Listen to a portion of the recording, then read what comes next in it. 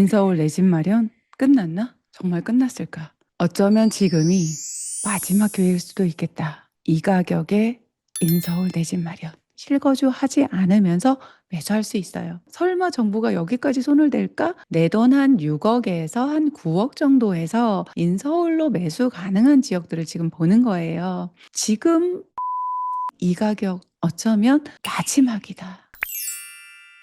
집을 살 수도 없고 팔 수도 없는 상태로 만들었다. 이런 이야기들이 돌고 있죠. 11호 대책 이후에 이런 일이 좀 일어나고 있어요. 왜? 가장 큰 건 토지거래 허가구역. 네, 실제로 들어와서 살 사람만 집을 사라. 그래서 내가 집을 사면 당장 들어가서 실거주할 사람만 살 수가 있어요. 인서울 내 집 마련 끝났나? 정말 끝났을까? 그럼 다음번을 기다려야 될까? 저는 어떻게 생각하냐면요. 어쩌면 지금이 마지막 기회일 수도 있겠다. 이 가격에 인서울 내 집 마련. 그 부분에 대해서 이야기해드리고 또 이 정도 입지, 이 정도 아파트들 어떨까?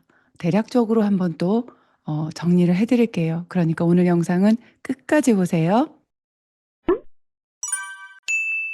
여러분 11호 대책 이후로 정말 암담하신 분들 많아요 지금. 특히 노동강 같은 경우 거의 하나도 올리지도 않았는데 규제로 묶여서 굉장히 답답해한 마음이 있어요. 그래서 어쩌면 여기가 이제 규제에서 조금 해제될 수도 있다라는 어떤 기대 심리도 있고 또 정부에 많이 요청도 좀 하고 있기는 해요. 정책을 합리적으로 하려면 당연히 노동강 같은 경우 혹시 금강구 같은 경우 풀어줘야지 맞아요. 특히 노도강 같은 곳에 대단지 아파트도 아닌 나홀로 아파트 뭐 한 동, 두 동짜리 뭐 100세대 뭐 200세대 미만 요런 거 가지고 계신 분들은 정말 이제 내 집을 파는 것이 거의 불가능한 상태까지 됐잖아요. 이 부분은 굉장히 답답한 마음이에요. 그런데 어떤 희망 회로를 돌리기보다 실질적인 현상을 한번 직면해 보면 저렇게 무리수를 둬서 토지거래 허가구역으로 다 묶었는데 갑자기 푸는 거를 할까? 하는 생각을 듭니다. 왜냐하면 이렇게 갑자기 풀면 그렇게 부담스러워했던 풍선 효과가 바로 나타날 거예요. 노도강 풀잖아요. 달려가서 집 살 사람 굉장히 많아요. 그래서 막연하게 요것이 풀리기를 기다리지 말고 지금 오히려 규제가 있는 그 안단에서 내 집 마련 해보면 어떨까 하는 생각입니다. 11호 대책, 사실 조정 대상 지역 투기과열 지구 지정된 것도 굉장한 거예요. 굉장한 규제인데 가장 큰 규제는 뭐예요, 여러분? 토지거래 허가구역으로 묶인 거죠. 사실 토지거래 허가구로 묶인다면은 집값이 좀 내리거나 최소한 보합 정도 그 가격이 유지되거나 이런 기대를 해볼 수가 있어요. 이전에 압구정, 삼성, 대치 여기가 토지거래 허가구로 묶였을 때 거래도 끊기면서 가격이 좀 빠지기도 하고 보합 상태일 때 네, 풍선 효과로 역삼동은 확 날아갔잖아요. 이렇게 토지거래 허가구역으로 묶이면 가격이 좀 주춤해야 되는 게 맞아요. 그런데 지금은 서울 전역에 경기 12개 도시까지 묶였기 때문에 가격이 쉽게 빠지거나 할 사실 여지가 없는 게 풍선 효과가 날 만한 곳도 몇 군데 없어요. 풍선 효과가 날 만한 곳 이미 나고 있죠. 대략 정리를 해보면 구리하고 남양주 중에서도 다산신도시, 그리고 누구나 주목하는 동탄. 네, 동탄이 지금 시세가 번쩍 급하게 거래들이 좀 되고 있어요. 이렇게 풍선 효과가 이렇게 나타난 곳이 있어요. 그렇다면 내 집 마련 어떻게 해야 될까? 저는 이렇게 생각하고 저라면 이렇게 해요. 내 동생이 집을 마련하고 싶다고 한다면 딱 이렇게 말해주겠습니다. 뭐냐면 지금은 차라리 규제 지역에 내 집 마련해라. 아니 토지거래 허가구역이라서 못 산다니까? 아니죠. 토지거래 허가구역이라서 못 사는 게 아니라 토지거래 허가구역이니까 실제로 들어가서 살아라. 들어가서 살 사람만 매수, 구매를 해라. 이 뜻이에요. 좀 절차가 복잡하지만 살 수가 없는 건 아니죠. 그래서 실거주 하실 분들은 지금 적극적으로 검토해 보셨으면 좋겠어요. 시장이 잠잠해 보이는 것 같지만 토지거래 허가를 받아야지만 실질적으로 실거래가가 신고되는 시스템이기 때문에 어쩌면 거래가 더 잠잠해 보이는 것일 뿐일 수도 있어요. 그렇지만 실제 그곳에 실거주를 할 수 있는 분들은 이미 움직이고 있습니다. 그래서 막연하게 실거주 하실 수 있는 분들은 사라 요렇게만 말씀드리면 어려우니까 어디쯤 어떤 기준을 가지고 살 수 있는지, 물론 내 자금에 따라 다 다르죠. 그렇지만 지금 대출 15억 이하면 최대 6억까지 받을 수 있죠. 네. 여기 신문 기사에서도 났더라고요. 15억 기준이기 때문에 지금 15억 선의 아파트들이 빠르게 거래가 되고 있다. 그래서 어디에 실거주를 하는 게 좋은지 제가 한번 대략적으로 정리를 해 볼게요. 사실 이거 누구나 할 수 있어요. 제가 이번에 방법 알려드릴 테니까 여러분도 꼭 한번 해 보세요. 여러분이 아실에서 서울의 아파트를 그냥 찾으면 너무 많죠. 그런데 여기서 조금 매매 실거래가를 10억에서 한 15억 정도로 세팅을 좀 해 볼게요.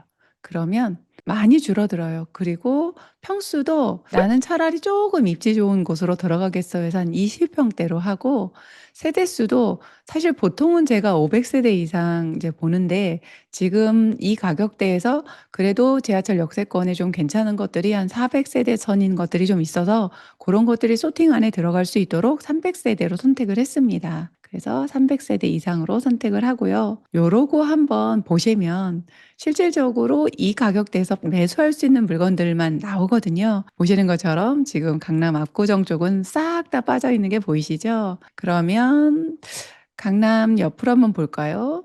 보시면 반포, 서초 옆으로 지금 동작구 쪽에는 꽤 많은 아파트들이 보여요. 동작구 쪽에 특히 한 500세대 인근에서 조금 실거주하기 좋은 아파트들이 좀 있어서 보면은 동작구 본동 쪽에 여기 보면 노들역 인근에 삼성 레미안이랄지 뭐 신동아랄지 요런 것들, 제가 지금 10억에서 15억 선을 보지만 여러분이 실제 가지고 있는 돈 안에서는 한 10억짜리인 경우는 한 4억까지 LTV 기준 40% 4억까지 대출을 받는다고 했을 때 내 돈 한 6억에서 한 9억 정도에서 인서울로 매수 가능한 지역들을 지금 보는 거예요. 요렇게 지금 보시면 신동아나 삼성 레미안 지금 25평 정도가 10억 선에서 볼 수 있고요. 여기는 31평까지도 15억 선 안으로 들어옵니다.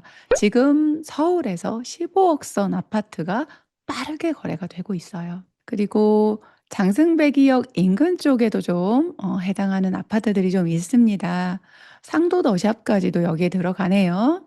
지금 보시면 24평이 딱 15억 선을 찍었습니다. 그리고 의외로 신길 뉴타운에도 우리가 매수 가능한 아파트들이 좀 있어요.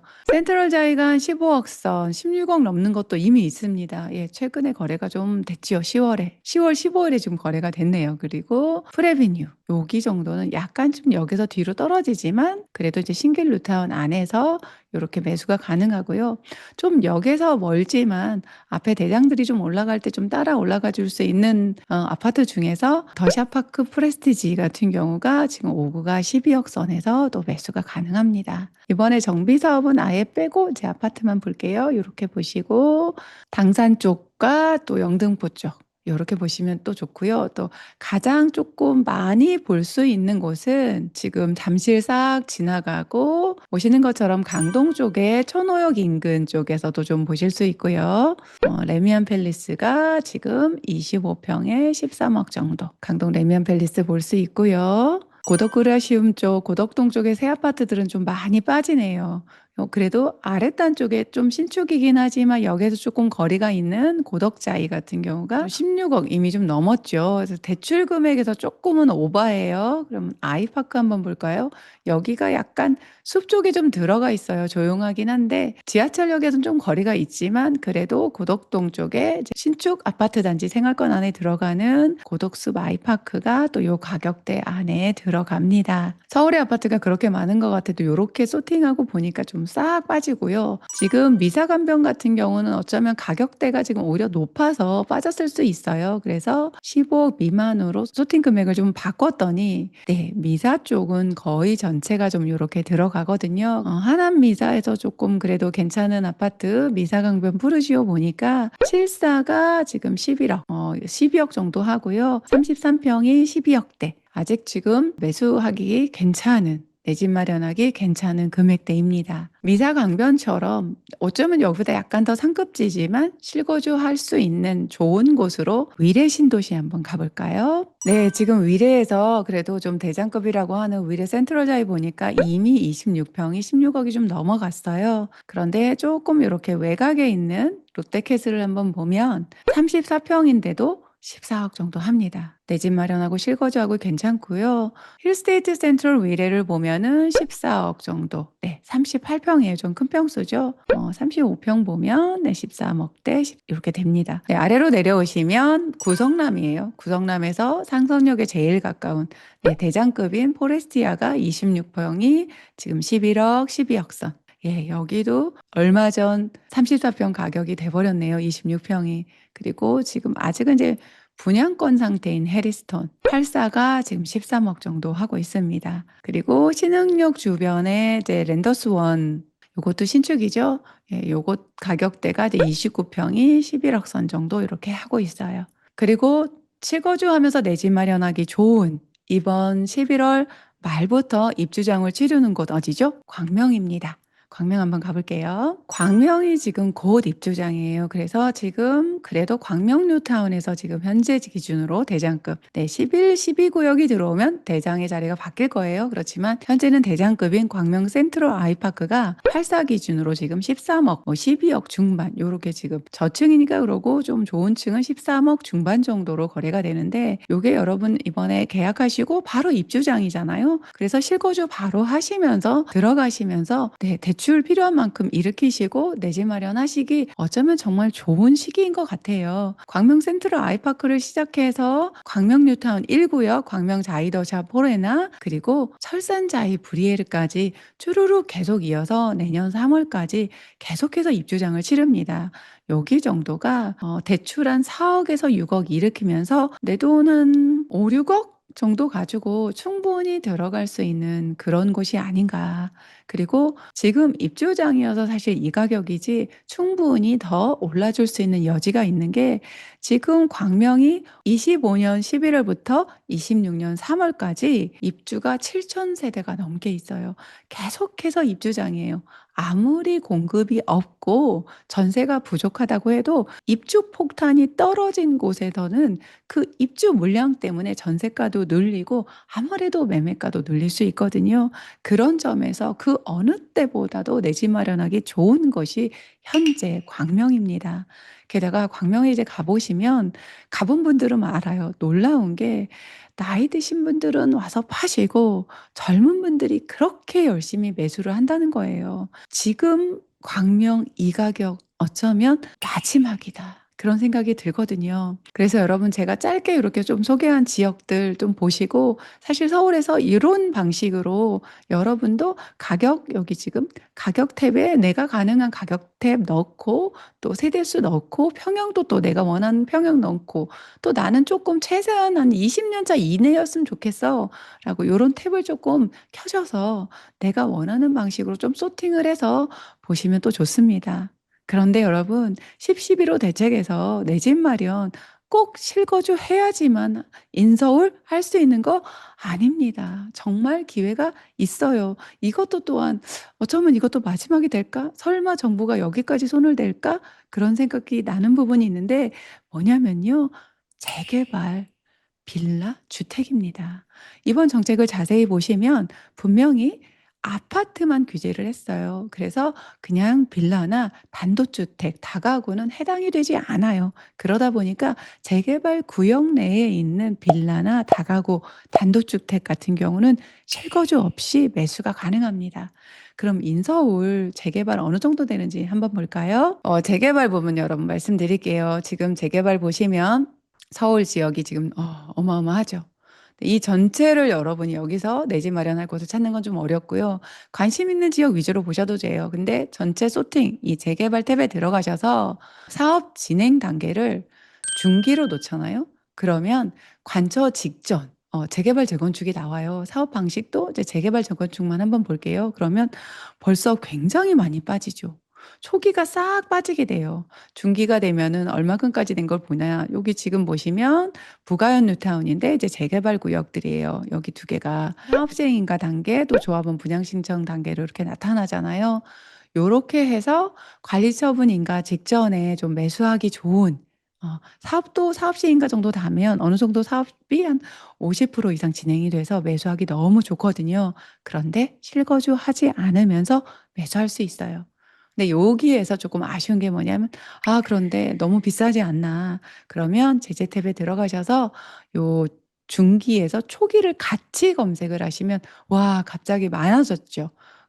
요게 쪼끔 아쉬워요. 조합 설립 단계 이후 뭐 이렇게 좀 하실 수 있으면 좋은데 그냥 초기, 중기로 돼 있어서 초기까지 이렇게 넣으면 갑자기 좀 많아진대 여기서는 조합 설립 단계까지 이렇게 체크하시면서 일일이 조금 체크하시는 게 필요해요. 뭐 주민 설명 단계, 정비 구역 지정 단계 요런 것들은 쪼끔 배제하시고 그래도 조합 설립 단계 이후 구역들을 쪼끔 더 꼼꼼하게 검토해 보셔서 여기에 정말 내 집 마련 그렇지만 당장 실거주는 어렵다. 요런 분들이 매수를 하시면 좋고요. 이 또한 지방에서도 매수가 가능합니다. 그렇지만 규제 지역이기 때문에 취득세 부분이 달라지는 거 꼭 염두에 두셔야 돼요. 그래서 내 집이 한 채도 없다면 첫 번째 주택이기 때문에 기본 세율로 매수가 가능합니다. 오늘 내용 정리해 보겠습니다. 10.11호 대책 이후로 좀 마음이 무겁거나 인서울 내 집 마련은 끝났나 이런 생각이 드시는 분들 내 집 마련이라면 저는 지금도 충분히 좋다고 봅니다. 내 집 마련 실거주 하실 분들은 걱정 없이 내가 가지고 있는 자금으로 갈 수 있는 것 꼼꼼히 알아보시고 임장을 꼭 가보세요. 가보셔서 진짜 사람들이 지금 토지거래허가구역 묶여서 손발 다 묶여가지고 꼼짝 못하고 있는지 실제로 매수매도 하는지 현장 가보시면 아실 수 있거든요. 그래서 내 돈으로 갈 수 있는 곳 지금 제가 오늘 간단하게 정리해 드렸는데 그곳 말고도 정리해 볼 만한 곳이 꽤 많이 있어요. 가재울 뉴타운도 있고 또 기름 뉴타운도 있고 요렇게 조금 뉴타운으로 주거지로 선호하는 곳 위주로 먼저 검토를 해 보시면 좋겠습니다. 그리고 또 다른 기회 실거주를 못 해도 인서울에 내 집 마련할 수 있다. 공식적으로 아파트만 토지거래 허가구역이기 때문에 허가 없이 매수 가능한 재개발의 빌라, 단독주택, 다가구 가능합니다. 그래서 혹시 지방 사시는 분 중에서도 저희 수강생 중에서도 그런 분이 있었거든요. 현재는 지방에 살지만 은퇴 후에 원래 서울이 고향이어서 서울로 돌아올 생각으로 서울에 집을 미리 지난해에 사뒀거든요. 이렇게 집을 미리 사두고 싶은데 지금 그럴 수가 없잖아요. 그런데 재개발의 기회가 있다. 왜? 재개발 빌라, 주택, 다가구는 아파트가 아니니까 지금 현재 전세 껴있는 것도 살 수 있고요. 또 주인 전세로 현재 살고 있는 주인이 철거하기 전까지 네, 살아달라. 요렇게 계약도 하실 수 있습니다. 서울에 이사 올 때쯤 돼서는 이주 철거하고 또 새 아파트로 한참 짓고 있을 수도 있거든요. 요렇게 내 집 서울에 미리 사둘 수 있는 게 재개발 재건축의 기회가 있습니다. 최근에 제가 유튜브 게시판에 설문조사를 했는데 여기 설문조사는 부동산 투자 전문가들이 하는 게 아니라 여러분이 해 주신 거예요. 거기에서조차도 공급이 부족하니 당연히 오릅니다가 60%가 나왔어요. 그리고 초강력 규제 때문에 집값 하락합니다는 9% 밖에 되지 않았습니다. 이렇게 집값이 상승할 거라는 생각은 보통 사람조차 하고 있거든요. 그렇다면 내 집 마련을 미룰 필요가 있을까 생각합니다. 10.11호 대책으로 마음이 좀 무겁고 답답하실 거란 생각에 오늘 영상을 좀 찍어 봤는데 제가 우리 수강생들하고 연애연 특강으로 규제가 나오거나 어떤 상황이 될 때마다 바로 라이브 열어서 거기에 이야기를 해 주는데 꾸준히 공부해 온 분들조차도 이 규제에 넋이 나가 있더라고요. 그때 제가 드린 솔루션이 뭐였냐면 "하던 거 하자." 그겁니다. 우리가 꿈꾸는 거는 오늘 내가 집을 사서 내일 대박 나는 그런 게 아니라 정말 야무진 내 집 한 채 잘 마련해서 좋은 입지에서 우리 아이들 공부도 잘 시키고 그 집이 자산 가치가 높게 성장해 줘서 우리 아이 대학 갈 때 또 학비도 충분히 마련할 수 있고 내 노후 자금까지 될 수 있는 그런 똘똘한 내 집 한 채 제대로 매수하고 싶어서 공부하는 거잖아요. 규제 나오기도 하고 하락장이 오기도 해요. 지루한 보합장이 길게 가기도 해요. 항상 상승만 있진 않아요. 우리가 상승일 때 또 좋았어요. 집을 가지고 있는 분들은 좋았죠. 그렇지만 아직 내 집 마련은 못했을 때는 급격한 상승장이 오히려 급격한 스트레스로 작용했었어요. 부동산 시장이 한 20년 정도 발담고 있다 보니까 항상 반복되는 시장의 사이클들이에요. 그때마다 그 규제에 크게 반응하면서 힘들어하면 내 집 마련 야무지게 하는 그 목표에서 더 멀어집니다. 여전히 부동산 나가보고 여전히 알뜰하게 살면서 내 집 마련에 들어갈 내 돈 모으고 그렇게 하면서 차근차근 내 똘똘한 집으로 다가가는 거거든요. 지금 준비되신 분들 그 선에서 내 집 마련하시는 거 정말 좋고요. 아직은 '내가 그만큼의 돈도 마련을 못 했다. 그럼 지금이 마지막 같은데 나는 망했나?' 아니죠. 기회는 또 오거든요. 지금 실망해서 시장을 떠나면 그 기회는 영원히 여러분의 것이 되지 않지만 다시금 다잡고 하던 공부 그리고 다니던 회사 기쁘게 열심히 다니고 하던 장사, 사업 또 열심히 하면서 종잣돈 더 열심히 모으면 반드시 나한테도 기회가 옵니다. 혼자는 조금 힘들 수 있어요. 그러니까 같이 가도록 해요. 제 유튜브 보면서 제가 드리는 정보 또 메시지 들으면서 단단하게 내 집 마련하는 그 여정 함께 가볼까요? 그럼 구독, 좋아요 눌러주시고 알람 설정까지 해주시면 감사하겠습니다. 오늘도 미라클